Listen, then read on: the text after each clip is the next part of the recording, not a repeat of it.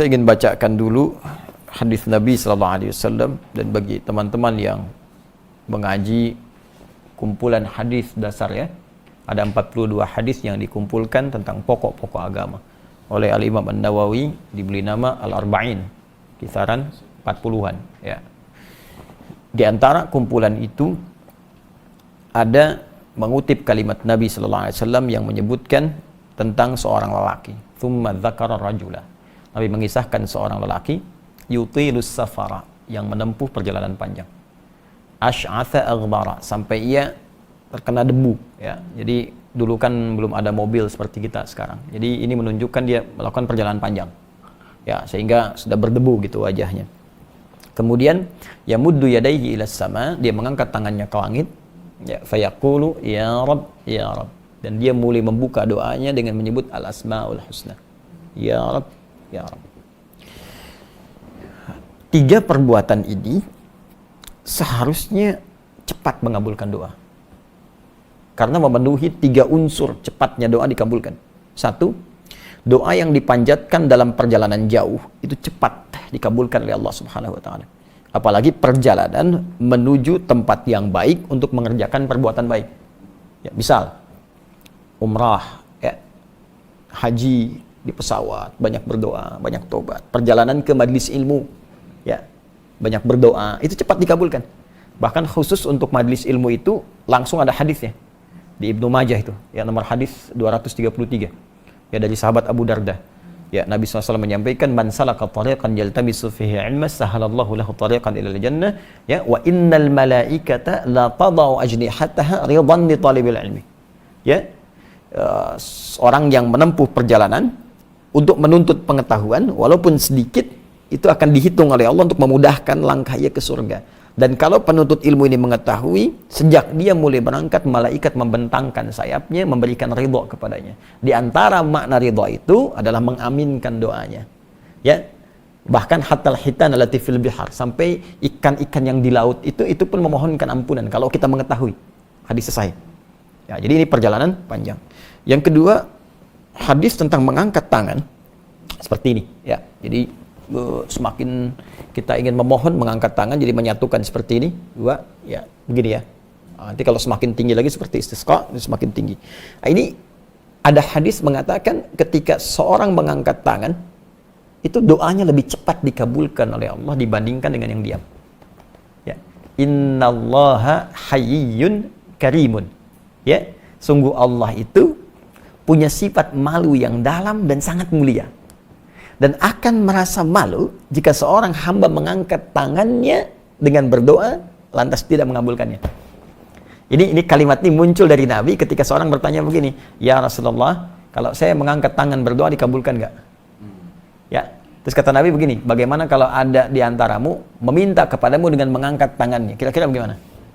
Ya, saya minta, Pak, tolong Pak. Kata orang tadi, sahabat tadi, ya saya malu kalau nggak ngasih. Maka kata Nabi, Allah punya sifat maha malu dan lebih mulia, maka akan sangat merasa lebih malu kalau ada hamba bermohon tapi nggak diberikan, dengan mengangkat tangan nggak diberikan.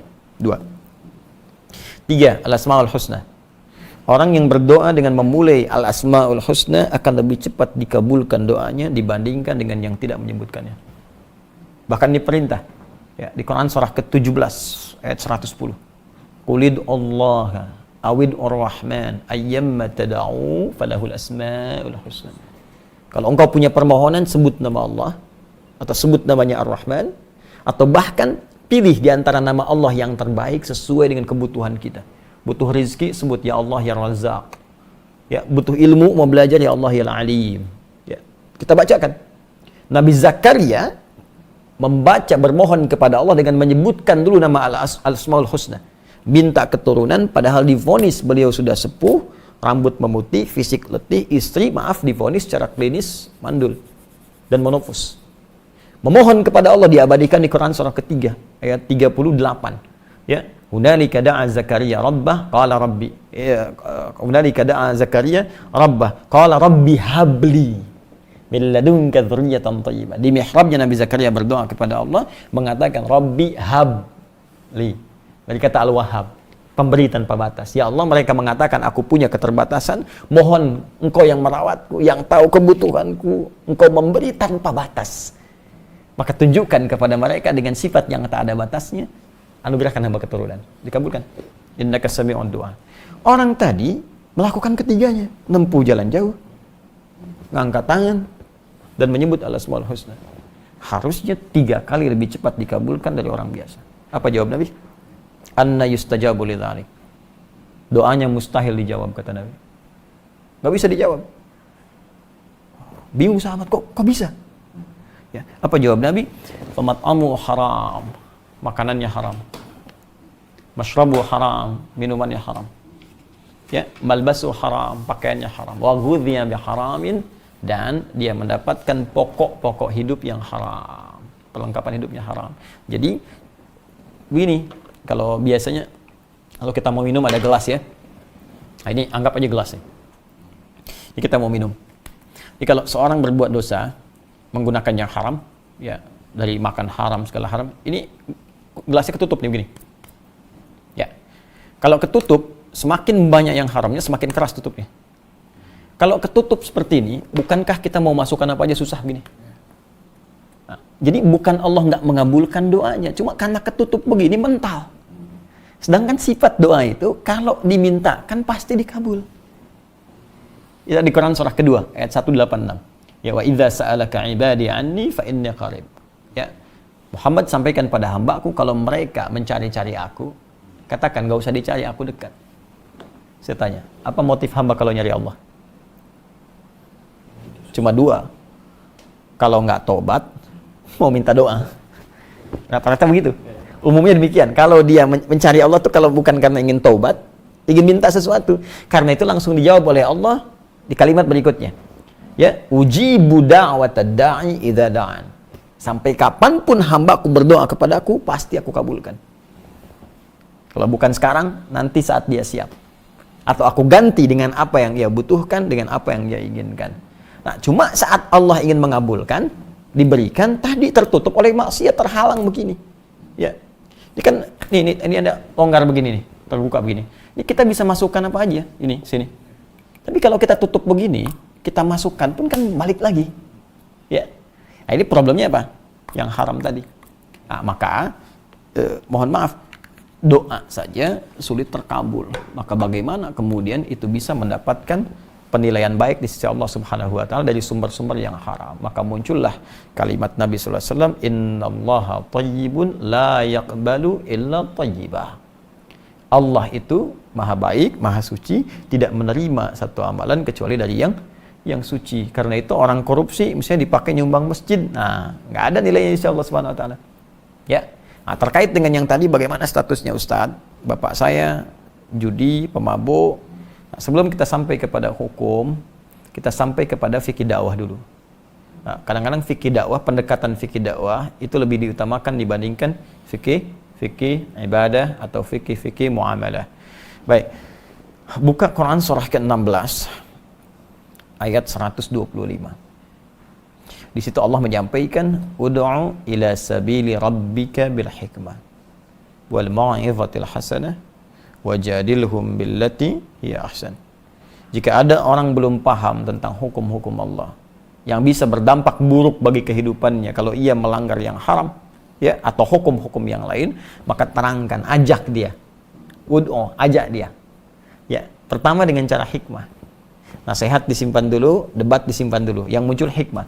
Apa di antara hikmah itu? Sikap bijak yang meluluhkan hati orang untuk meninggalkan perbuatan buruk dan melangkah kepada yang baik. Nah, sekarang yang kita hadapi ayah. Ayah berperilaku kurang baik. Bagaimana kemudian bisa mengajak ia meninggalkan perbuatan buruknya, berpindah kepada yang baik? Maka dalam Al-Quran petunjuk pertama disebutkan menggunakan hikmah. Bagaimana dalam prakteknya? Ditafsir kemudian di Quran surah ke-17 Al-Isra. Kita bisa buka dari ayat 23 sampai dengan ayat 27. Ya, paling kiri dari tengah sampai ke bawah. Wa qadha rabbuka alla ta'budu illa iyyah wa bil walidaini ihsana. Allah telah menetapkan, ya, supaya engkau semua menjadikan Allah sebagai Tuhan yang harus disembah, tidak yang lainnya, dan berbakti maksimal kepada kedua orang tua. Apa di antara bakti yang pertama kali dilakukan? Banyak berdoa. Rabbirhamhuma kama rabbayani shaghira. Maka mulai dengan doa dulu. Saya sarankan adik kita ini perbanyak salat malam dulu.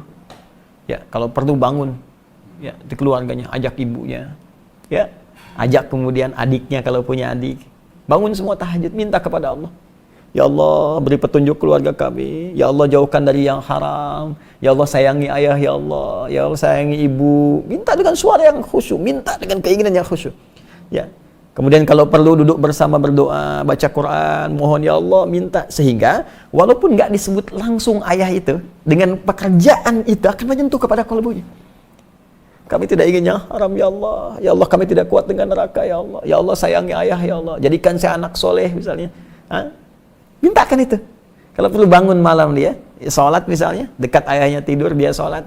Terus dia minta kepada Allah dengan kalimat-kalimat tadi, ya Allah sayangi ayah saya ya Allah, kuatkan ayah saya untuk mencari nafkah ya Allah, jangan pisahkan kami di akhirat. Ya Allah, aku ingin jadi anak baik, berbakti bagi ayah ya Allah, berbakti bagi ibu. Minta. Itu insya Allah ketika dikerjakan dengan hikmah demikian, akan ada hunjaman pada jiwanya yang paling dalam, dan dengan cepat insya Allah akan meninggalkan perbuatan yang dimaksudkan. Itu fikih dakwah yang dipraktekkan dulu. Ya. Nah, adapun nanti terkait dengan perjalanannya, maka tawakal kepada Allah, pasti akan dapat bimbingan. Allah nanti akan bimbing dengan jalan yang lebih baik untuk keluar dari persoalan yang dimaksudkan. Sekarang bagaimana statusnya tadi? Ya, itu kan dia tidak yakin. Tak yakin itu sama dengan ragu. Ya. Nah, maka kalau ingin keluar dari keraguan, ambil yang paling yakin. Al-yaqinu la yuzalu bisyak. Yakin itu pasti akan menepikan keraguan. Nah, kalau bacaan Quran yang ia bacakan, bacaannya benar. Ya, tapi kalau benar mushafnya dari hasil uang judi dari bapaknya, maka pekerjaan bapaknya haram untuk menghasilkan itu. Ya. Jadi kalau status bacaan dia, bacaannya benar.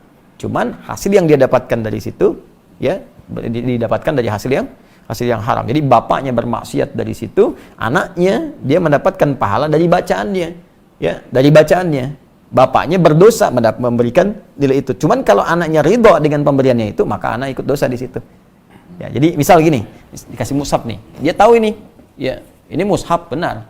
Tapi dari hasil judi misalnya, dia ridho dengan ini. Gambaran ridhonya ridho dari hasil dari bapaknya, sedangkan bapaknya berjudi, maka bacaan yang dibacakan tidak melahirkan pahala. Ya. Ya, kalau dia terima misalnya dia dapat nih, dia masih ragu, nah, maka ambil keyakinan, saya yakin, insya Allah yang ini halal. Ya, tidak mungkin masih ada titik dari bapak saya nggak membeli yang ini dari yang haram, insya Allah yang ini halal. Baca saja, berpahala dia. Ya. Walaupun mungkin pada hakikatnya dia nggak tahu, mungkin ada bagian dari uang itu masuk, maka bacaannya tetap berpahala, bapak yang berdosa di sini. Jelas? Paham ya? Baik, jadi lakukan seperti yang tadi dulu, dan semoga Allah memberikan jalan keluar yang terbaik insya Allah.